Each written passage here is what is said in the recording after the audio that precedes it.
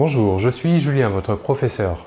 Dans cette deuxième unité, je vais vous parler de l'hypothèse et des différentes valeurs de l'hypothèse exprimées avec la conjonction si. Tout d'abord, une première hypothèse possible, on utilisera le présent de l'indicatif. Donc la structure de la phrase sera la conjonction si, suivie du verbe conjugué au présent de l'indicatif et ensuite d'un verbe dans la deuxième proposition, un verbe conjugué ou au présent ou au futur ou encore à l'impératif. Trois exemples. Si tu viens, je mange du chocolat.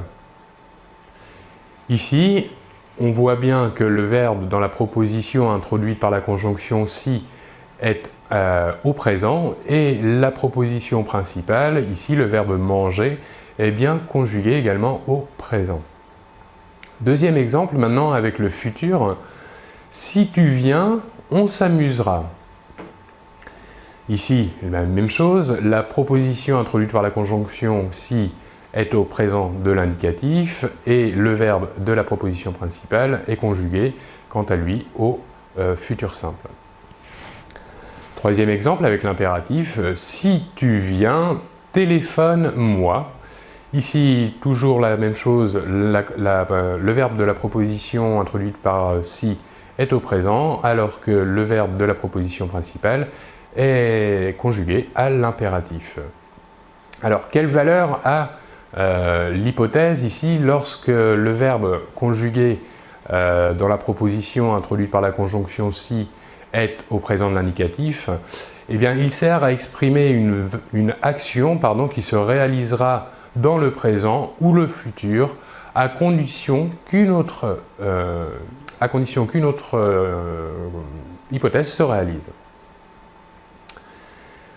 On continue. Deuxième possibilité d'exprimer une hypothèse, deuxième valeur, ce sera la proposition qui est introduite par la conjonction si le verbe est conjugué à l'imparfait, le verbe de la proposition principale sera quant à lui conjugué au conditionnel présent.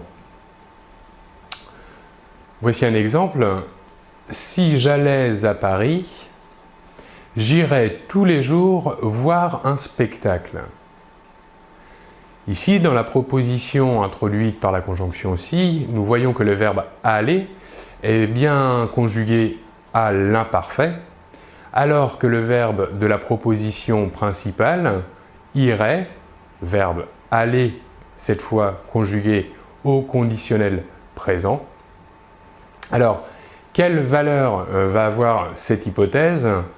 L'hypothèse se situe ici dans le présent ou le futur et l'action envisagée est improbable. On continue. Deuxième exemple, on va voir que l'hypothèse avec la conjonction si et le verbe conjugué à l'imparfait peut avoir une deuxième signification. Si j'étais d'origine chinoise, je parlerais sûrement. Ici, l'hypothèse met en place une action qui se situe dans le présent, mais l'action dans la proposition introduite par la conjonction si, où le verbe être est conjugué à l'imparfait, si j'étais d'origine chinoise, effectivement, est une hypothèse qui est irréalisable. Donc, dans la proposition principale, on conjuguera également le verbe parler, ici, parlerait, au conditionnel présent. Enfin, troisième valeur de l'hypothèse possible, lorsque la proposition introduite par la conjonction si, le verbe est conjugué au plus que parfait, donc dans la proposition principale, le verbe sera quant à lui conjugué au conditionnel passé.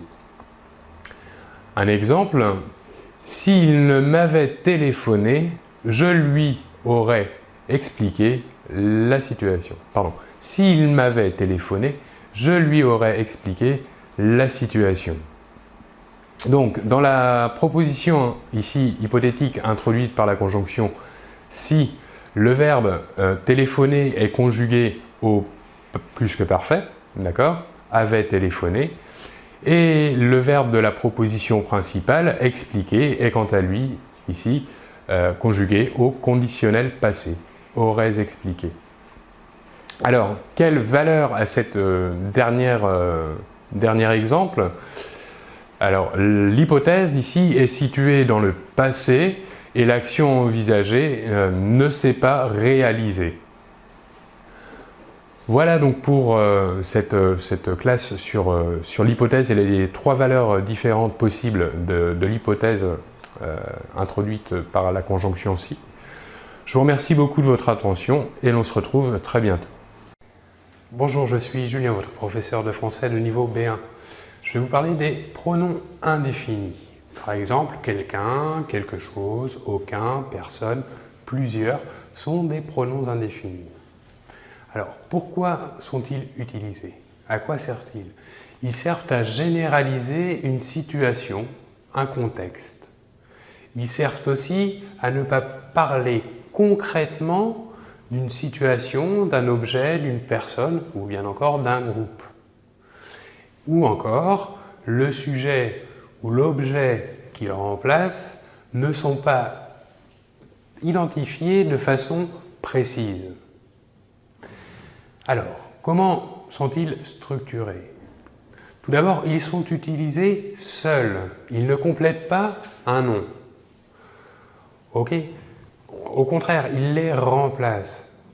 Certains d'entre eux s'accordent en nombre et en genre, donc avec le nom qu'ils remplacent. Par exemple, chacun ou quelqu'un. Un exemple. Quelqu'un a allumé la télévision. Ici, quelqu'un peut être un pronom indéfini singulier, masculin ou féminin. Okay? On pourrait dire, si on connaissait la personne, Marie a allumé la télévision ou Pierre a allumé la télévision. Ici, le pronom quelqu'un remplacerait ou Pierre ou Marie. Autre exemple, quelques-unes ont été admises. Ici, quelques-unes est au pluriel et féminin. On pourrait par exemple penser qu'il remplace le nom les étudiantes. Des étudiantes ont été admises. Okay? Donc pour remplacer le nom étudiant, on utilise le pronom indéfini quelques-unes, d'où le résultat quelques-unes ont été admises. Certains pronoms indéfinis sont aussi invariables, comme par exemple personne, rien, quelque chose. Un exemple, personne n'a le droit de toucher ses cheveux. Okay? Donc ici, le pronom indéfini personne est invariable alors qu'il peut désigner aussi bien une personne qu'un groupe. Voilà.